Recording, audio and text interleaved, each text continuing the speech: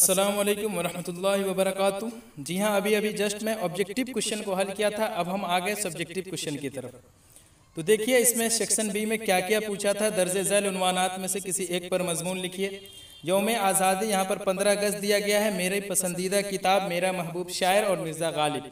मैंने यौम आज़ादी 15 अगस्त पर वीडियो पोस्ट कर दी थी। उसके अलावा कल या परसों मैंने आपको कहा था कि सबसे ज़्यादा आप मेरे पसंदीदा शायर पर ज़रूर पढ़ना, क्योंकि और शायर पर पढ़ना ही नहीं, मिर्ज़ा गालिब के बारे में पढ़ना। मैंने ये आपको कहा था। तो देखिए, मेरा महबूब शायर कह देता तो भी आप बना सकते थे, या मिर्ज़ा गालिब कह दिया तो वो भी आप बना सकते थे। आगे देखिए, मंदरजा झैल अशार में से किसी दो की तशरीह कीजिए। इसमें यारब ज़माना मुझको मिटाता है, किस लिए? लौहे जहाँ पे हर्फ मुकर्रर नहीं हूँ मैंने गालिब के 5 ही अशार की तशरीह की थी, जिसमें से 2 पूछ दिया। सिर्फ मैंने सिलेक्टेड क्वेश्चन को हल किया था, जहाँ पे से पांच क्वेश्चन को मैंने बताया था, जिसमें से 2 क्वेश्चन आ गए। रंज से खूगर हुआ इंसान तो मिट जाता है रंज, मुश्किलें मुझ पे पड़ी इतनी की आसा हो गई। और यारब ज़माना मुझको मिटाता है, किस लिए? लौहे जहाँ पे हर्फ मुकर्रर नहीं हूँ मैं, ये मैं आपको बता चुका था। आगे देखिए, हर बांसुरी पर मौत की, हम बांसुरी पर मौत की गाते रहे नगमा तेरा, ए जिंदगी रुतबा रहे बाला तेरा। ये मैं गेस कर दिया था, क्वेश्चन आखिर आया या नहीं। उसके बाद तो देखिए, कल ही मैंने ये क्वेश्चन बताया था, खुदा ही जाने यगाना मैं कौन हूँ क्या हूँ, खुद अपनी ज़ात पे शक दिल में आए हैं क्या क्या। यगाना चंगेज़ी की मैंने 5 शेर की ही तशरीह की थी, जिसमें से आखिर ये आया या नहीं आया आप बताओ। तो उम्मीद है आप अच्छे से आप बना चुके होंगे ये। आगे देखिए, सयाको सबाक, कल ही मैंने यहाँ तो और हद हो गई, क्योंकि यहाँ अहाता के अंदर एक पुरानी कब्र है, नहीं मालूम किसकी है। जब से आया हूँ सैकड़ों मरतबा इस पर नज़र पड़ चुकी है। अब इसे देखता हूँ तो ऐसा महसूस होने लगता है जैसे एक नई तरह का उन्स। यानी कहने का मतलब है, ये दोनों कल की वीडियो आप देखें इक़्तिबास की, और ये दोनों इक़्तिबास जो है मैं आपको बताया था।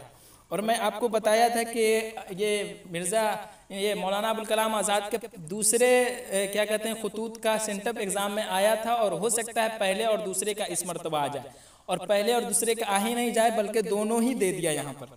तो कितना मज़ा आया होगा आप लोगों को बनाने में, आप समझ सकते हैं। और अगर आपको नहीं समझ पा रहे हैं तो लिंक मैं इसका डिस्क्रिप्शन में डाल दूंगा, आप देख लेना। आगे देखिए, अब आगे है, अपने कॉलेज के प्रिंसिपल के नाम एक दरख्वास्त लिखिए जिसमें लाइब्रेरी के इंतज़ाम को दुरुस्त करने की गुजारिश कीजिए। तो जी हाँ, मैं इसके बारे में बता चुका हूँ किस तरह से दरख्वास्त लिखा जाता है। शुरू और आखिर का अगर आपने देखा होगा तो उम्मीद है बना लिए होंगे, क्योंकि बीच में लाइब्रेरी के बारे में है तो बस मजमून लाइब्रेरी के बारे में लिख देना था। या अपने दोस्त को एक ख़त लिखिए जिसमें किसी परलुत्फ तकरीब का वाक़या हो। तो ये भी मैं आपको बता चुका हूँ दोस्त के पास कैसे मतलब ख़त लिखा जाता है।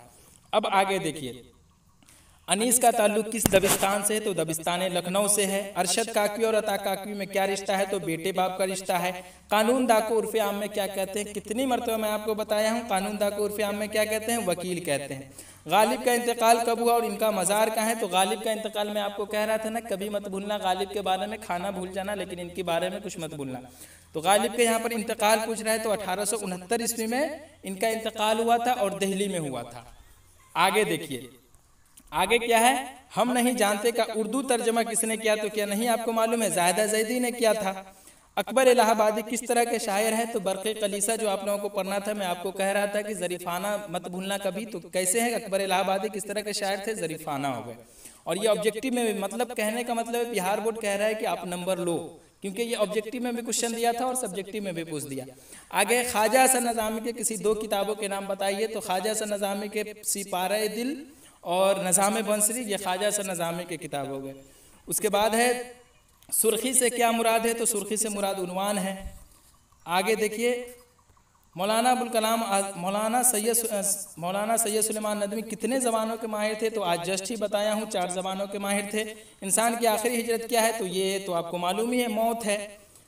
अब आगे देखिए, मंदरजा झैल में से किसी 3 सवालों के जवाब दीजिए। सौदा के हालात ज़िंदगी पर रोशनी डालिए, अता काकवी के हालात ज़िंदगी पर रोशनी डालिए, अनीस की मंजर निगारी पर एक मजमून लिखिए। मैंने जो PDF बनाया था AH ऑनलाइन यूट्यूब चैनल का, उसमें आप देखिए आखिर ये सवाल सब है या नहीं, और मैं कल बताया था या नहीं।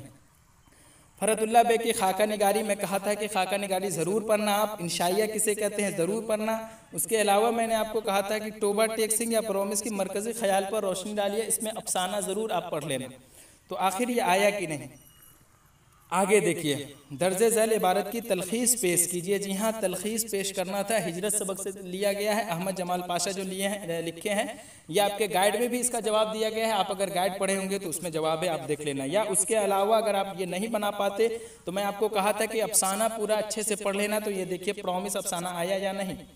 हत्ता के जो भी सवालात थे बहुत आसान सवालात थे, और उम्मीद है कि आपका एग्ज़ाम बहुत ही ज़बरदस्त रहा होगा। 100 में 100 मुझे लगता है आप बना कर आए होगे। कितना आपने बनाया कमेंट में ज़रूर बताना। तो चलिए आज के लिए बस इतना ही, इंशाल्लाह फिर मैं एक ख़ास वीडियो के साथ आऊँगा। तब तक के लिए खुदा हाफिज़।